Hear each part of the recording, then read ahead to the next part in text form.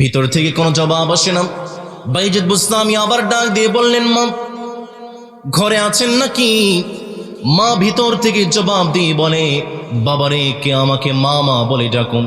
বাইজিদ বুস্তামি কান্না করে ফেললেন, বললেন, মা রে, লম্বা সময় আপনাকে দেখি না, একটা নজর দেখার জন্য আমি বাইজিদ, আপনার কলিজার টুকরা সন্তান, আপনার দরজার সামনে দাঁড়িয়ে আছি।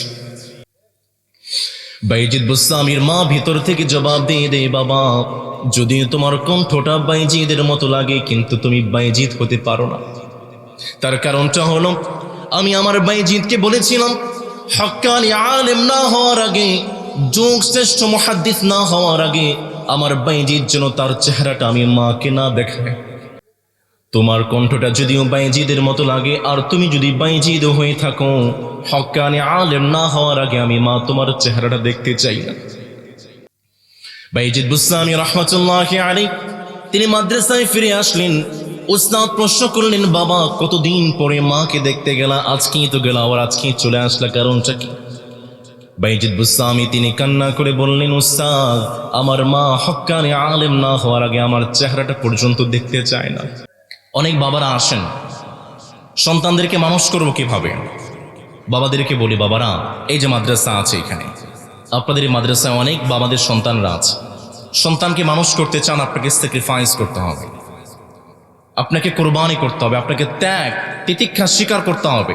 যত রকমের ত্যাগ আছে। আমার মায়েরা, আমার মাইকের আজান, আমার মাইকের কণ্ঠ যে মায়েদের কানে যায়, মন দিয়ে শোনেন। আপনি আপনার সন্তানকে মানুষ করতে চান, স্যাক্রিফাইস করতে হবে। আপনারা বাইজিদ বুস্তামি নাম শুনেছেন? এক বাইজিদ বুস্তামি, এই বাইজিদ বুস্তামি হওয়ার পিছনে মায়ের অনেক বড় স্যাক্রিফাইস আছে, অনেক বড় কোরবানি আছে। বাইজিদ বুস্তামি ছোট্ট বাইজিদ বুস্তামিকে মাদ্রাসায় দিয়ে আসলেন, আর উস্তাদকে বলেন, উস্তাদ, আমার এই বাইজিদ যতদিন পর্যন্ত হক্কানে আলেম না হবে, যতদিন পর্যন্ত যুগ শ্রেষ্ঠ মুহাদ্দিস না হবে, ততদিন পর্যন্ত আপনি আমার বাইজিদকে মাদ্রাসা থেকে ছুটি দিবেন। আল্লাহু আকবার। বাইজিদ বুস্তামি রাহমাতুল্লাহি আলাইহির মা বাইজিদকে মাদ্রাসায় ডেকে আসলেন। উস্তাদকে বললেন, উস্তাদ, যতদিন পর্যন্ত আমার বাইজিদ হাফেজ কোরআন না হবে, যুগশ্রেষ্ঠ আলেম না হবে, ততদিন পর্যন্ত আপনি আমার বাইজিদকে মাদ্রাসা থেকে ছুটি দিবেন না। একদিন না, 2 দিন না, লম্বা সময় পরে বাইজিদ উস্তাদের কাছে গিয়ে বলে, উস্তাদ, আমি ছোট্ট মানুষ, যে দিকেই তাকাই সব তো আছে, কিন্তু মা নেই। আহারে, মায়ের ভালোবাসা, মায়ের সেই মমত্ববোধ, সেই কণ্ঠটা, সেই চেহারাটা মা আমি একটাবার দেখতে পাই না উস্তাদ। ছোট্ট মানুষ, মাকে বড্ড দেখতে মনে চাই। উস্তাদ বললেন, বাবারে, তোমার মা তো বলে গিয়েছে, হক্কানি আলেম না হওয়ার আগে যেন তোমাকে আমি মাদ্রাসা থেকে ছুটি না দেই। কিন্তু বাবা, কি করব, তুমি ছোট্ট মানুষ, মাকে তো দেখতে মনে চায়। বাবারে, তুমি যদি 20 পারা হাফেজ কোরআন হতে পারো, আমি উস্তাদ তোমাকে কথা দিচ্ছি, 20 পারা হাফেজ কোরআন হওয়ার পরে আমি তোমাকে ছুটি দিব, তুমি মাকে দেখে আসবা। বাইজিদ বুস্তামি একদিন না, 2 দিন না, এক লাগাতার মেহনত করে, পরিশ্রম করে 20 পারা হাফেজ কোরআন হয়ে গিয়েছেন। উস্তাদের কাছে গিয়ে বললেন, উস্তাদ, হাফেজ কোরআন তো হয়ে গিয়েছে, এবার আপনি আমাকে ছুটি দেন। উস্তাদের কাছ থেকে ছুটি নিয়ে বাইজিদ বুস্তামি চলতে শুরু করলেন। মাকে একটা নজর দেখবেন। হাঁটি হাঁটি পা পা করে বাড়ির কাছাকাছি যখন চলে গিয়েছেন, একটু দূরে এসে চিন্তা করলেন, অনেক দিন যাবৎ মাকে দেখি না, লম্বা সফর করেছি, মুখটা উস্কো খুস্কো হয়ে আছে, এইভাবে যদি আমি আমার মায়ের কাছে যাই, মা বড্ড কষ্ট পেতে পারে। বাইজিদ বুস্তামি দাঁড়িয়ে গেলেন, নিজের মুখটা একটু পরিষ্কার করলেন, চেহারা থেকে মলিন ভাব দূর করে হাঁটি হাঁটি পা পা করে বাইজিদ বুস্তামি ঘরের দরজায় গিয়ে দাঁড়ালেন। ঘরের দরজায় গিয়ে দাঁড়িয়ে ক্ষীণ স্বরে মায়াবী কণ্ঠে ডাক দিয়ে বললেন, মা। একদিন না, 2 দিন না, লম্বা সময় পরে বাইজিদ যুগ শ্রেষ্ঠ মুহাদ্দিস হয়েছেন, যুগ শ্রেষ্ঠ আলেম হয়েছেন। আগামীকালকে বাইজিদকে পাগড়ি দেওয়া হবে। উস্তাদ সমস্ত সরঞ্জাম, সমস্ত আয়োজন শেষ করে উস্তাদ ঘুমাতে গিয়েছেন, আগামীকাল বাইজিদকে পাগড়ি দেব। উস্তাদ যখন ঘুমিয়েছেন, সরদারে দো জাহাঁ নবী করিম সাল্লাল্লাহু আলাইহি ওয়াসাল্লাম উস্তাদের স্বপ্নে এসে প্রশ্ন করলেন, উস্তাদ, আপনি আমার বাইজিদকে কয়টা পাগড়ি দিতে চান? উস্তাদ বললেন, আমি তো আমার বাইজিদকে একটা পাগড়ি দিতে চাই।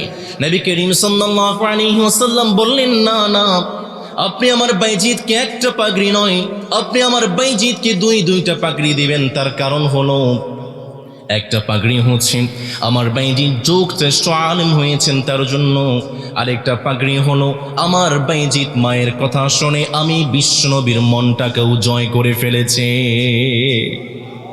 ওস্তাদ একটা না দুইটা পাগড়ি দিবেন। বাইজিদ বুস্তামি রহমাতুল্লাহি আলাইহি মাথার মধ্যে পাগড়ি নিলেন, হাঁটি হাঁটি পা পা করে মায়ের দরজার সামনে গিয়ে দাঁড়িয়ে বললেন, মা ঘরে আছেন নাকি? বাইজিদ বুস্তামির মা বললেন, বাবারে ঘরে আস। বাইজিদ বুস্তামি যখন ঘরে ঢুকলেন, কি দেখতে পেলেন নিজের চোখটাকে বিশ্বাস করতে পারছিলেন না।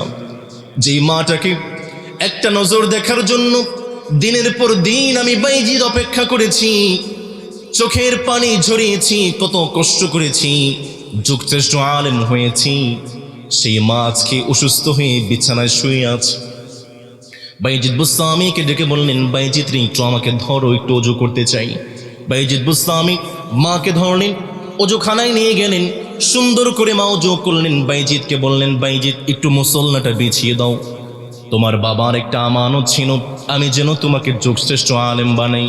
আমি তোমার বাবার আমানতটা আমি আজকে রক্ষা করতে পেরেছি, যার কারণে আমি আমার রবের কাছে 2 রাকাত শুকরিয়ার নামাজ আদায় করতে চাই।